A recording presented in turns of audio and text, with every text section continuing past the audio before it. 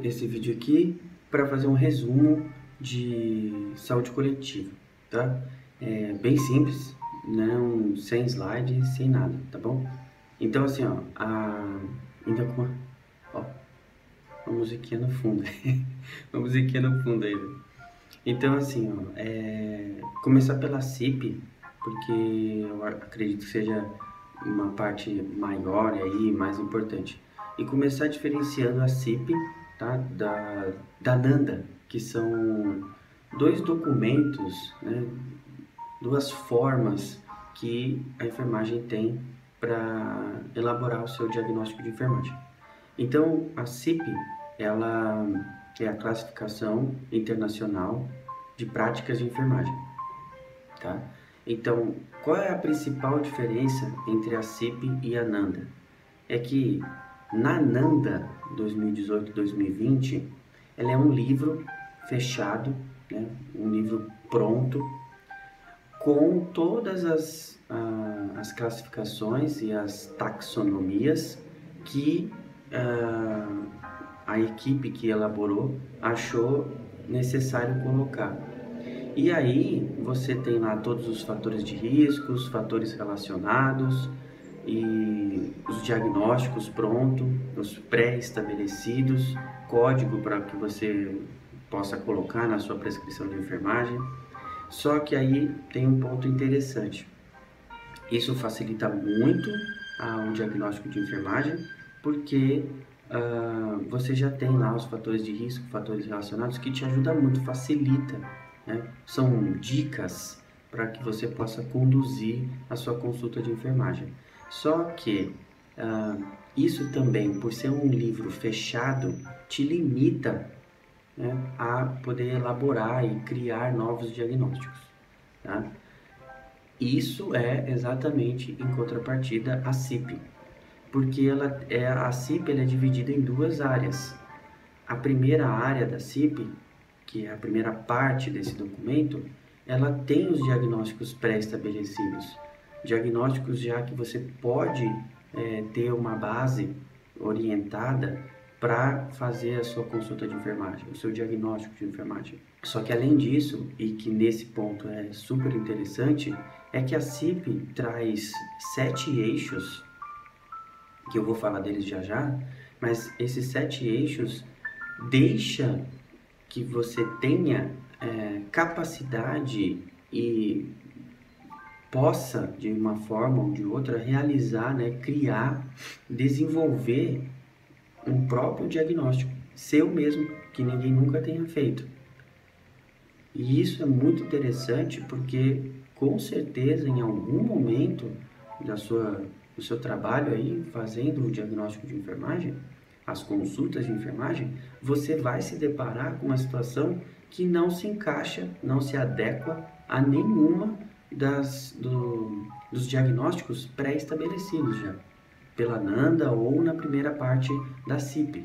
Então isso é muito interessante, porque você pode, dali, a partir esses eixos, você pode criar um novo diagnóstico, com um novo julgamento e conseguir, pode até ser que este diagnóstico, se você, né, quiser realmente levar ele para frente, para que ele seja introduzido na CIP, você também pode, porque você tem competência para fazer isso. Então a grande diferença entre a CIP e o NANDA é essa, é que na CIP você tem uma área de diagnósticos estabelecidos e uma área de diagnósticos abertos, dinâmicos, que você pode criar o seu próprio diagnóstico, tá?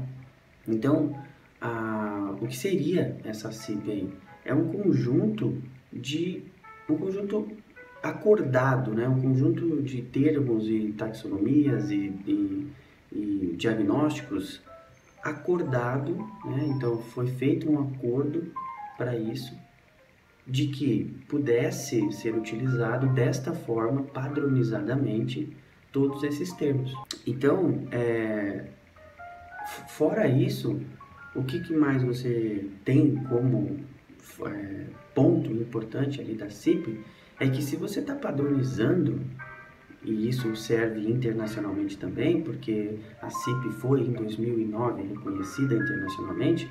Ela foi reconhecida e introduzida na OMS, Organização Mundial da Saúde. Realmente, ou seja, a CIP está traduzida em diversos idiomas, então, independente do local que você vai trabalhar, se eles estiverem utilizando essa CIP, é a mesma abordagem.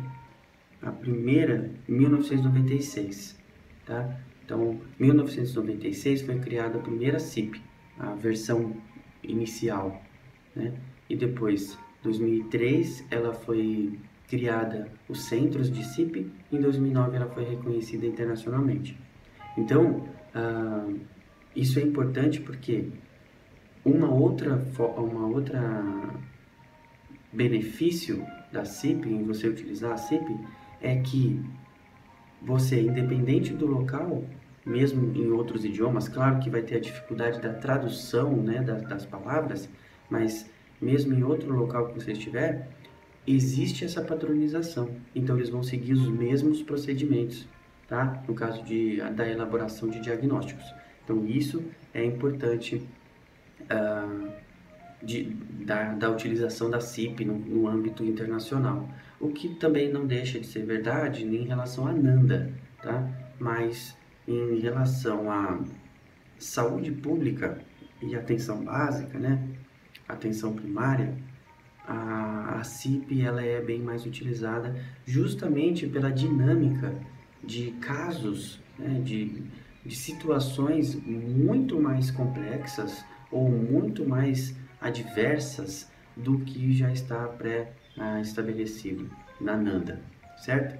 Além disso, você também tem, você dá, né, maior visibilidade à área da enfermagem quando você cria documentos que são reconhecidos internacionalmente e eles realmente são utilizados como protocolos para consulta de enfermagem, para SAI ou mesmo para um diagnóstico, tá? Que faz parte da SAI, certo? Também ele vai proporcionar que você tenha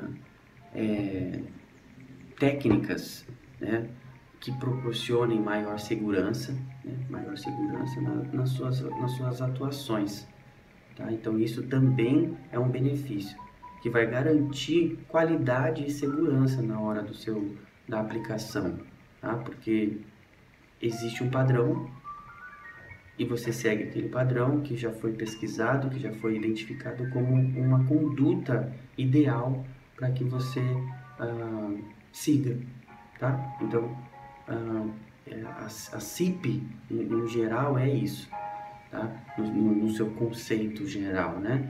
Então, eu já falei que ela tem essa parte pré-estabelecida, né? São pré-conceitos já. Também existe essa outra parte dinâmica, que é onde entram os eixos que eu havia falado mais cedo.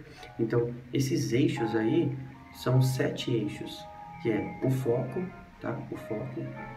O foco, eu já vou explicar cada um deles. Então, o foco seria uma área de importância, uma área de interesse para a enfermagem, tá? Então, se você tem que existe uma lesão aumentada ou existe uma nutrição deficitária, tá bom? Então, esse ponto de nutrição, de lesão, isso é o foco, é onde você vai trabalhar com aquilo, tá? Então, essa área de atuação, essa área de interesse da enfermagem é o foco, tá? Depois a gente tem o julgamento. E essas palavras, elas estão em ordem alfabética na CIP, tá? E, então, o foco, ele vai estar na letra F, o julgamento vai estar na letra J, tá? Caso você vá consultar, ele está dessa forma, descrito dessa forma. Então, o julgamento é o próprio sinônimo mesmo, o próprio significado, aliás, né? Nem o sinônimo, o próprio significado da palavra mesmo, de julgar. Então, você está olhando e dizendo o que você acha daquilo. É um julgamento. Não podemos dizer que é achar, porque achar é um negócio muito amplo, né? Então, mas assim, de acordo com a sua coleta de dados que você fez anteriormente, você pode ser pelo menos direcionado a interpretar ou avaliar dessa forma, né? E julgando esse caso. Tá? Então, o julgamento é o que você reflete sobre aquela coleta de dados, certo? Então, isso é o julgamento. Esses dois pontos, esses dois eixos principais, eles estão estabelecidos como obrigatórios durante o diagnóstico de enfermagem. Então, a CIP ela serve para três coisas. A CIP serve para diagnóstico, para resultados e para intervenção. Tá? Então, você utiliza a CIP nesses três aspectos, aí, no diagnóstico, no resultados e na intervenção. Então, no diagnóstico, você precisa obrigatoriamente utilizar esses dois eixos, tá? O foco e o julgamento, tudo bem?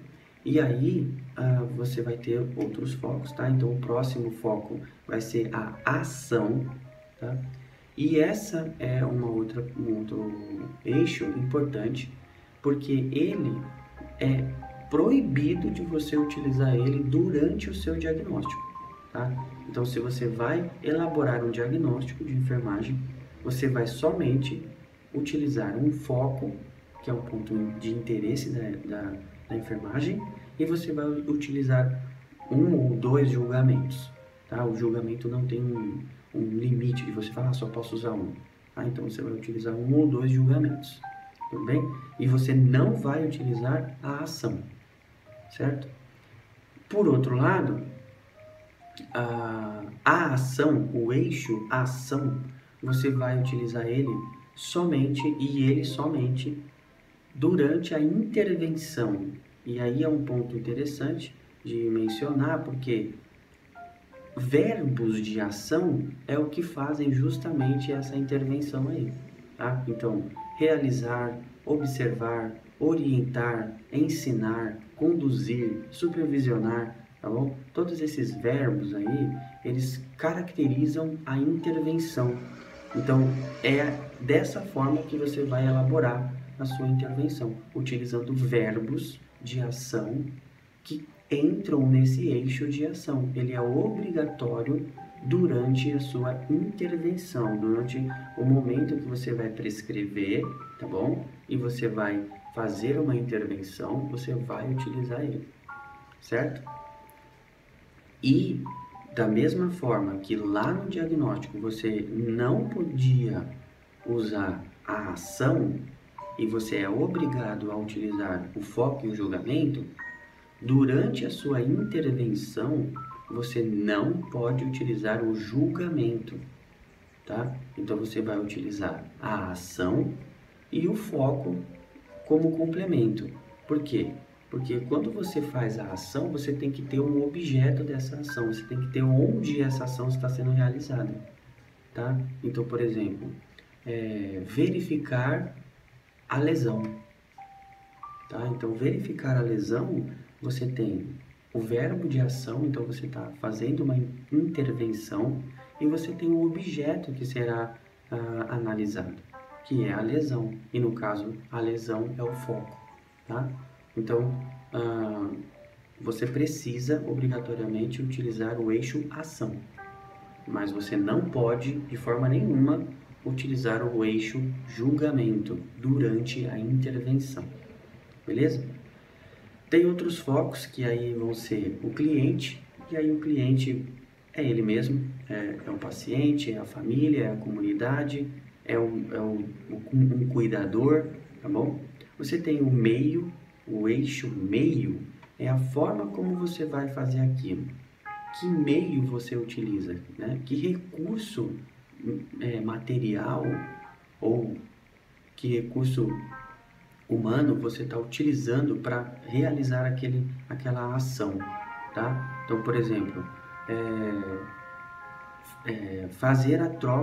realizar a troca do curativo, tá? Então, curativo seria um meio disso, tá bom? Então eu tenho uma lesão, eu fiz um curativo, então o curativo é o meu intermédio entre o que eu estou fazendo para onde eu quero chegar, tá? Então o meio é isso, é como eu chego até aquele local, tá? O próximo eixo é o tempo, tá? E o tempo é isso mesmo, é o tempo. É de manhã, de tarde, de noite, às 4 horas, período matutino, período vespertino, de 6 em 6 horas, tá? O tempo é o tempo mesmo. Depois a gente tem o eixo localização. Esse eixo de localização traz para você dois conceitos desse eixo de localização. Pode ser uma orientação anatômica, realizar percussão na região epigástrica, tá? Então, você colocou uma região, uma localização de orientação anatômica, tá? Então, você vai ter esse local específico, tá? Para você, para ser avaliado. Então, você está orientando que o seu técnico ou você mesmo faça a percussão, tá? Naquela localização, naquela região, tá? Ou realizar a palpação na região inguinal direita, tá? Então você tem que fazer isso daí. E esses focos não, esses outros eixos, eles são flexíveis, eles são móveis, tá? Para que você possa, para que possa te auxiliar na elaboração do seu diagnóstico, tá bom? Ou da sua intervenção, ou da sua consulta de enfermagem no geral, certo? Então essa é a localização. Porém, tem ainda um outro ponto, que a localização pode ser um serviço, tá? Pode ser um serviço, pode ser uma localização física realmente. Por exemplo, uma creche, uma escola, um hospital, tá bom? Então, por exemplo, se você estivesse fazendo uma campanha, tá? Então a localização não seria mais um organismo vivo, tá bom? Não seria uma orientação anatômica, e sim uma localização física mesmo, certo? Então os eixos são esses, tá bom? Então lembrando aí, foco, julgamento, ação, cliente, meio, tempo e localização, tá? São 7 eixos. A CIP, ela traz isso daí, tá? E ela é utilizada naquelas 3 formas que eu falei. E aí faltou falar do resultado, né? Então falamos do diagnóstico, que é esse ponto onde você estabelece o que é de interessante para a sua atuação, certo? Falamos da intervenção, que é os mecanismos de ação para você realizar esse cuidado. E o resultado é isso mesmo, é o resultado, é aquilo que você quer alcançar, tá? De que forma que eu consigo chegar nesse resultado? De que forma que eu consigo chegar naquele objetivo? Esse objetivo, esse resultado, é o próprio resultado. E nesse resultado aí, você não tem uma obrigatoriedade de eixos, tá bom? Então, a obrigatoriedade de eixos está no diagnóstico e na ação, certo? Aí, falando um pouco ainda mais sobre a CIP, porque a CIP é isso daí, mas ainda dando uma diferença dela com o NANDA não te permite isso, tá? Então, retomando lá o início do vídeo, a NANDA não te permite fazer essa criação de diagnóstico, que se você for realizar, né, esses diagnósticos, você ter essa possibilidade mais ampla, aberta de realizar um diagnóstico seu para aquela situação é muito mais interessante, tá? Que inclusive o princípio, né, o principal critério de utilização da CIP é justamente esse, é trazer uma documentação que ela possa ser utilizada de forma ampla e em qualquer lugar, internacionalmente, tá? Possibilitando você de flexibilidade, né? De criar novos conceitos, tá? Então, o principal critério para a utilização da CIP é esse, é que ela possa ser utilizada de forma ampla para que possa ser utilizada em todos os níveis de assistência e internacionalmente. Em qualquer lugar que você estiver, você pode utilizar ela e elaborar o seu diagnóstico, certo? Então, isso é a CIP. A gente tem 3 classificações de taxonomia, tá? Então, a gente vai ter o NIC, o NOC, tá? E a CIP, tá bom? Então, é uma classificação de intervenções de enfermagem, tá? E o outro é uma classificação de resultados de enfermagem, tá? O NIC é classificação de intervenções de enfermagem, só que está escrito em inglês, tá? E o NOC é a classificação de resultados de enfermagem, tudo bem? Então, e a CIP, tá? Então, a gente tem esses três tipos de taxonomia e de classificações que a gente pode utilizar. Por exemplo, aqui, né, assim, da CIP, eu mesmo escrevi um aqui, ó, integridade da pele prejudicada na região sacral. Então, integridade da pele é o nosso foco, tá? Então, é a nossa área de interesse, porque a área nossa de interesse é essa integridade da pele, tá? O prejudicada foi o que eu verifiquei, então ela entra como julgamento, tá bom? Quando você pensar em julgamento, você vai pensar em alguns adjetivos, tá bom? Aumentada, diminuída, deficitária, tá? Prejudicada, tá bom? Então, isso aí é o julgamento. Foi eu que avaliei aquilo, eu que olhei e pensei, cheguei naquele julgamento, tá?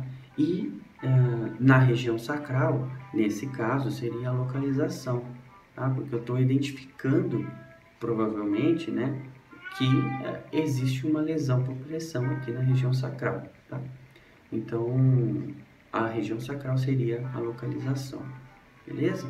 Então, vamos falar das legislações, tá? Das legislações que regem toda essa estrutura da saúde coletiva. Então, a principal aí ainda está como a lei do exercício profissional, tá? 7498 de 86, tá bom? Que vai conduzir realmente como é feito a atividade do profissional enfermeiro, e, aliás, de toda a equipe de saúde, né? A gente tem também uma portaria, tá? Que é a portaria da Política Nacional de Atenção Básica. E lá você tem milhões de artigos ali para que você conduza essas consultas de enfermagem e esses diagnósticos de forma legal, né? Então, essa portaria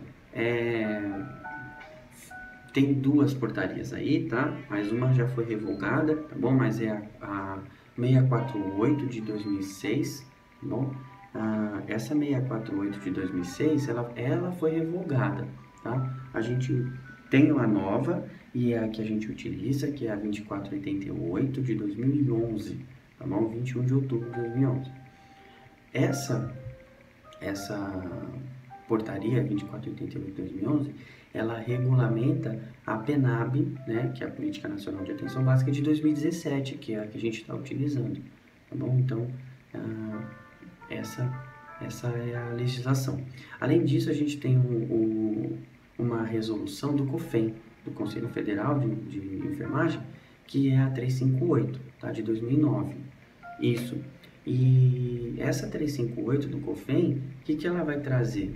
Ela põe como obrigatório a consulta de enfermagem em qualquer nível da assistência, em qualquer âmbito de saúde, tá? Então, isso é extremamente importante, porque obriga você a realizar a consulta de enfermagem, tá?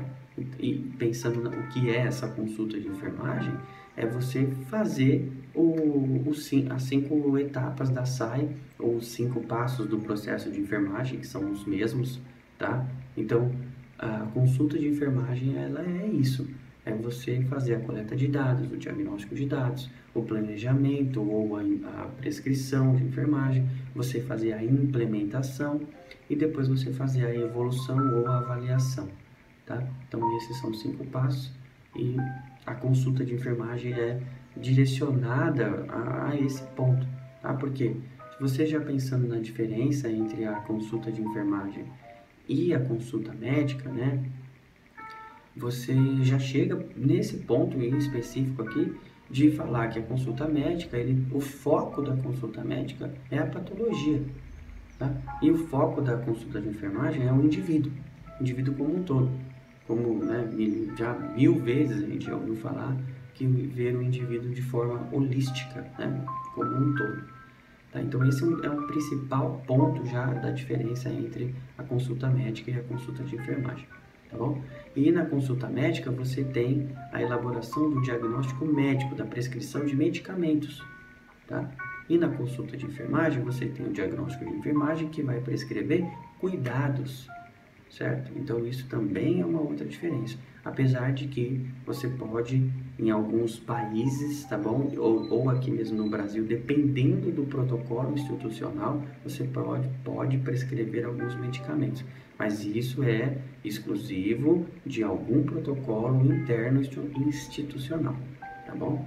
No geral, não pode, certo? Mas você tem essa diferença aí entre a prescrição, entre a consulta de enfermagem e a consulta médica, certo? Tá? Então eu vou finalizar por aqui e depois eu faço um sobre ecomapa e genograma.